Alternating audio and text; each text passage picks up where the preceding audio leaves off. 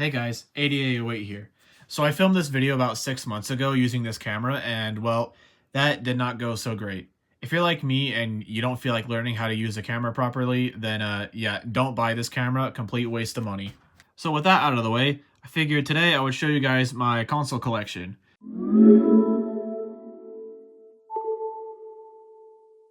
Now, I've been collecting systems for the past few years. Past couple years is like most of it.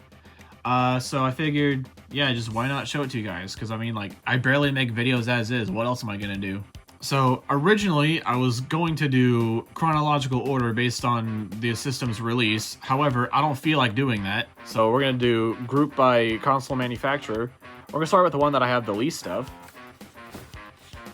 So the Xbox Series X. Yeah, I basically never play this thing. I mean, I'll boot it up every once in a while to play like some old 360 game, but any brand new game, like, I'd rather just get it on PS5 if I'm being honest. So yeah, Xbox Series X, I got it back when they were doing that promotion where the Series X was $400 instead of $500. Yeah, if it weren't for that, I probably wouldn't have this. But yeah, Series X, I basically don't play this thing. Next up, Sony. While their camera may have sucked, their game systems are pretty good. Let's start with handhelds. Here we have the PSP 3000. I would show you guys this turning on, but mine does not hold a charge at all. I need to get a new battery in here.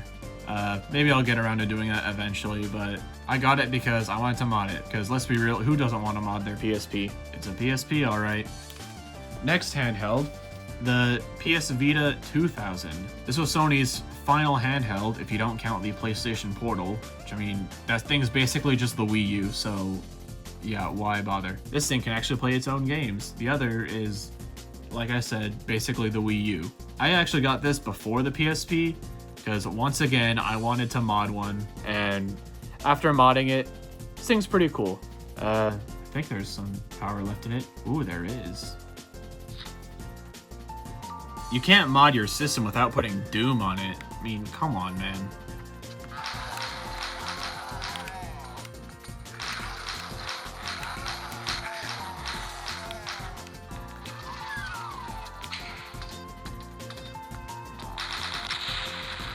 Oh man, I didn't get all the items. God damn it.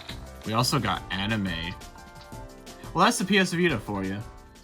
Oh, but at a 08, what about their home consoles? Well, the PlayStation 3. This is the PS3 Slim. Once again, I got it because I wanted to mod it. Because, you know, modding systems is cool. Everyone should do it. I don't really have much else to say about this other than it's a PS3. I didn't have one before, but I have one now. Alright, next up, my second PlayStation home console. The original PS5. This thing is humongous. I got this back when the PS5 was still like impossible to find, and I did a video unboxing it. I have the black faceplates on now, and a little sticker underneath where the PlayStation cutout is. But this isn't my main PS5 anymore because I have this, which I also did a video on. The 30th anniversary PS5 Slim. Pretty cool. I don't have anything else to add that I didn't say in that video, so if you want more on this, then just go watch that video. Ooh, colored PlayStation logo. And that's it for all the PlayStations I own. I don't have that many at the moment. Most of my systems, as you'll come to see, are Nintendo, and we'll get to that in just a moment. Alright, so for Nintendo, we're going to look at the home consoles first, and then we're going to look at the handhelds. So the oldest Nintendo home console I currently have is the Super Famicom. I got this because I prefer this design over the American Super Nintendo. I mean, it's nice and sleek, you know? And a little dusty. It has colors. Okay, yeah, sure, the American Super Nintendo, it's iconic, but like, this looks so much cleaner in my opinion. You can play American Super Nintendo games on this if you either modify the system so that the plastic's not in the way, you take apart the cartridge and put it in the slot, or you take the entire system apart and just turn it on while it's taken apart while the cartridge is in the slot. It will work. The hardware is pretty much identical functionality-wise, it's just different design. This one, I like this one more. So where do we go after here? Well, we get The Nintendo 64. It's Nintendo, but 64. They use cartridges, while their competition, the Sega Saturn and the original PlayStation, used CDs. CDs nuts. Got it! Mine is a US console. However, I've done the region mod, if you can see back there, where it'll take Japanese games as well. So I can play Japanese and US games on this N64. So where do we go from here? Well, we get the GameCube. Now, why do I have two of them? Well, this one's broken. I just haven't gotten rid of it yet. This is the Platinum GameCube. This is the one that I originally had back in the day. It's very yellowed. Yeah, it just stopped working on me one day. I've been wanting a different color anyway, so I figured, you know, why not? I'll get another one. So I got this one, the Orange Spice. On top of being eye-searingly bright, this also has the Xeno mod chip installed, so in the disk drive, I just have a boot disk with Swiss on it. And I have the SD to SP2 in there. I'm not going to take it apart right now because I have the Game Boy player attached to it. I got a flash cart in there. With the Xeno mod chip, not only can you boot into Swiss, but you can also play games from other regions. So I don't need to get different regions of the GameCube. I can just play all the games on here. Now, the Orange Spice color officially was only available in Japan, to my knowledge. Now, I did say that I wanted to get a different color for the GameCube anyways. Well, originally I wanted to get the black one, but then at the last minute I was like, you know what? The Orange Spice looks cool. I'll get this one instead. So that's what I went with. I got orange GameCube with a matching Game Boy player, although it's slightly discolored. I don't feel like fixing that though, so oh well. It's fine. So where do we go from here?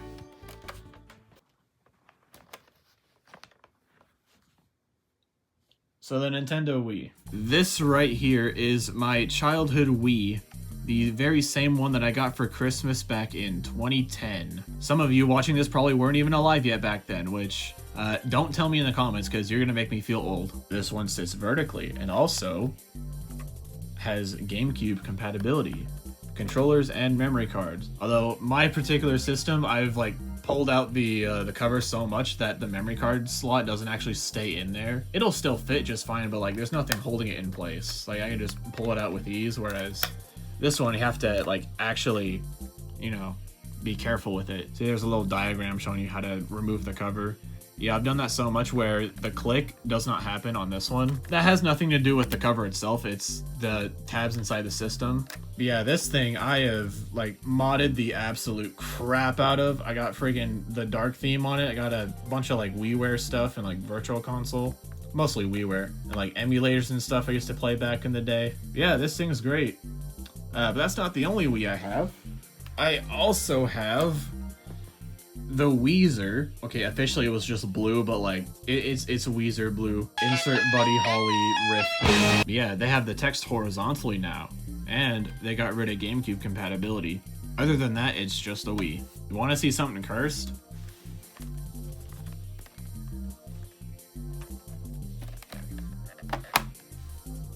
There's nothing stopping you from putting it vertically, but like, why would you? The text doesn't even align properly. However, this was not the last Wii. No, there is one more. So the Wii Mini. Yeah, this was an interesting little part of Nintendo history. Basically, they took the Wii, they already got rid of GameCube compatibility, they got rid of Wi-Fi, the SD card slot, and a USB port. This only has one USB port, whereas the other Wiis have two USB ports. And also, no component output, you can only use AV. And also, instead of a slot loading drive, it opens like the GameCube. For the longest time, this was considered unhackable. However, you can hack it now, which I, of course, have. If you have a Wii, you gotta mod it. It's basically an obligation at this point. So, where do we go from here? Hey Hey y'all, Scott here. Wii U. Yeah, so if you've been paying attention to the gaming industry for the past like 15 years or so, you would know that the Wii U was a commercial failure. With a name all too similar to its predecessor, most people just assumed it was a tablet controller for the Wii and not its own system. I got mine for Christmas in 2014 and I played the absolute hell out of it back in the day. And since then I've modded the crap out of this, of course, because you know, you have to. Especially after modding it, like this thing is great. Like if I had it modded back then, like, oh my god, I would have played this thing all the time. But that was the end of Nintendo making traditional home consoles, because to follow up the Wii U, Nintendo released a hybrid system, the Nintendo Switch. This is my original Nintendo Switch, not with the original Joy-Cons I had. I had the Mario Odyssey red Joy-Cons. These are just the standard neon blue Joy-Cons. Yeah,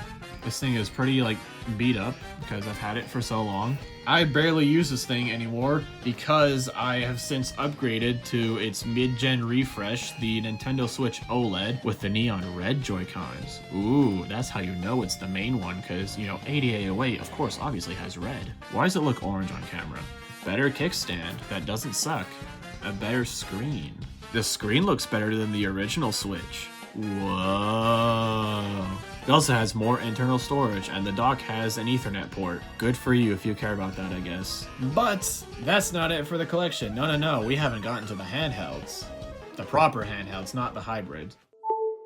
First up, the one that started it all, the original Game Boy. The screen is pea soup green. I would show you guys this thing turning on, but I don't have any batteries in here, and I don't feel like putting any in there. I got Tetris in here. Whoa. And the next system chronologically that I have is the Game Boy Color. It's the Game Boy, but in color. It also supports its own Game Boy Color games. Yeah, this isn't an original Game Boy Color game, but that's all I have, so that's just kind of what lives in there. Next up chronologically that I have is the Game Boy Advance. This thing has yellowed quite a bit over the years. You take the Game Boy, add shoulder buttons, make it horizontal, and boom, you got the Game Boy Advance.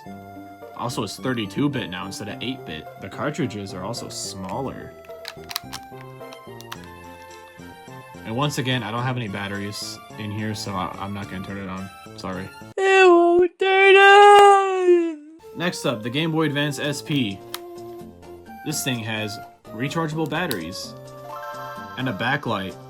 Well, this one has a front light. The later ones have a backlight, but this is just a front light. You can play in the dark with this, but like, the colors are gonna be a bit washed out. You know, it's not gonna look the best, but it'll do in a pinch. Next up, the original DS. This thing is big and bulky and ugly. The screens are a little bit better than the original SP, but not by much. You can play Game Boy Advance games on this. Cool. That's not the reason you get a DS. You won't get a DS for playing Game Boy Advance games. No. You get a DS for playing DS games.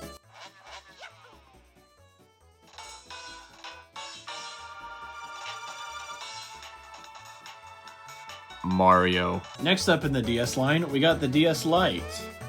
It's smaller and lighter, and it looks nicer than the original DS.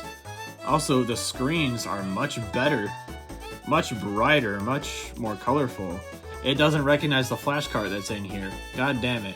Also, when you put Game Boy Advance games in here, they stick out like that. Whereas on the original DS, they sit flush with the system, so... yeah, clearly this was a bit of an afterthought when Nintendo was designing this, but... whatever. They at least gave you a little cover so it would look nice. But yeah, the DS Lite. It was a DS, but light. Next up, we got the DSi and the DSi XL. They added a ton of stuff, like an eye in the logo, and a camera, and a home screen. They got rid of the Game Boy Advance slot though, and there's other crap you can do with it, like the camera, a flip note, sound, and all that. We got DSiWare. That's not official. Ignore that. Yeah, the DSi came first, but then we got the DSi XL. It's a DSi, but it's freaking huge. This thing is enormous. Quite comfortable. Can be a bit cramped depending on what game you're playing though. Mario Kart DS especially is like horrible. It's much worse on the smaller one, but at least here it's like semi-manageable. But yeah, that's it for the original DS line. Of course, they had to do a follow-up. So next up, the original 3DS. You know, all this time later, I still think the original 3DS has such a nice design. Like, it still looks premium to this day. Sure, it's glossy, it's a fingerprint magnet, but like, it looks cool, you know? I like the way it looks. You got a light telling you that it has 3D. It takes a while to boot up, because, yeah. So the top screen, on top of being widescreen, it also supports 3D, which, you know, looks cool in person, but on camera, you can't really see it all that well. Most people got bored of it real quick, so everyone just turned it off and forgot about it. No one really cared about the main gimmick of the system, people just got it because this was Nintendo's handheld. The next system to come out after this was the 3DS XL. However, I currently do not have one of those, so we're gonna skip to the next one over, which was the 2DS. The doorstop, if you will. The little wedge that can play games. There's no hinge. Holding it, you know, I don't mind it.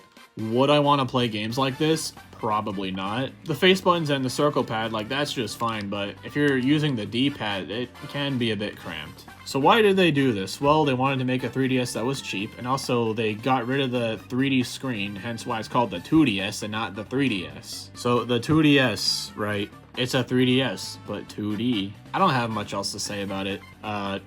Yeah, Hatsune Miku. Oh, but the 3DS needed an upgrade. So in 2014 in Japan, we got the new 3DS and the new 3DS XL. In North America, the XL only was released in early 2015, whereas the smaller variant was only limited to like special edition bundles. Whereas, you know, everywhere else in the world, you can just get this normally. We got colored buttons. We got a second analog stick. They call it the C stick, but it's really just one of those like little nubs. We got extra shoulder buttons now. And the main gimmick of the smaller new 3DS was the interchangeable faceplates. Why do I have it like this? Because that's what I wanted back in the day when this was first announced. It wasn't until a decade later that I actually finally got it. They moved the volume slider to the top screen now to mirror the 3D slider.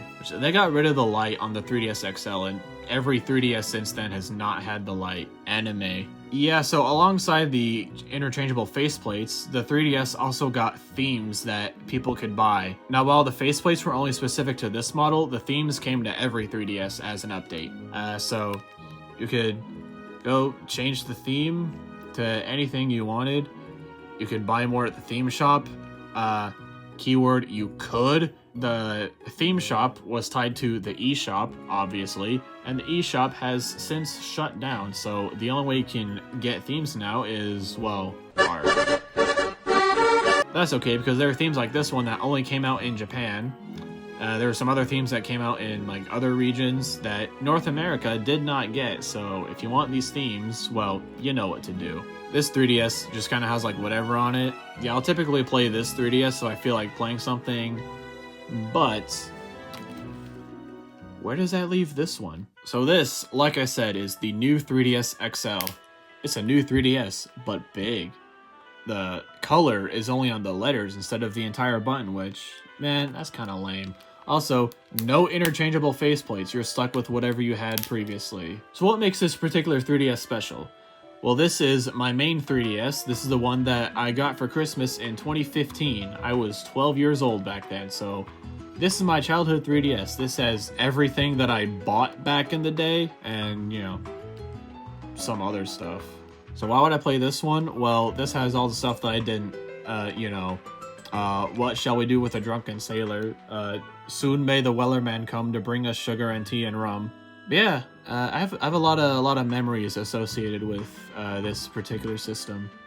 So that's kind of why I've kept it around all this time, other than for the collection. Yeah, I don't really have anything else to say about this other than this was my childhood 3DS. But that's not all. There is one last handheld. And the last handheld, well, yeah, This is the Super Mario Bros. Game & Watch, released for the 35th anniversary of the original Super Mario Bros. On the NES. This plays the original Super Mario Bros., Super Mario Bros. 2 Japan, and a Mario version of the Game & Watch ball game. I would show you this turned on, but the battery is dead and I don't feel like charging it.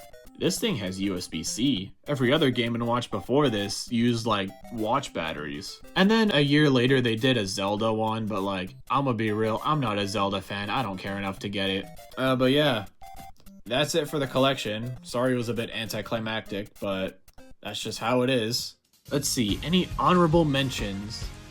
Systems that I once owned but no longer do. I had an original PlayStation, didn't have any games for it. Also had the slim variant of that. I used to have the PlayStation 2 Fat. I later destroyed that for a video, which I kind of regret doing because they're a little expensive now. Well, PS2s aren't super expensive, but like, it's far more than what I paid back then. Other systems I used to own: the original Xbox One, the Xbox One S, and the Xbox One X.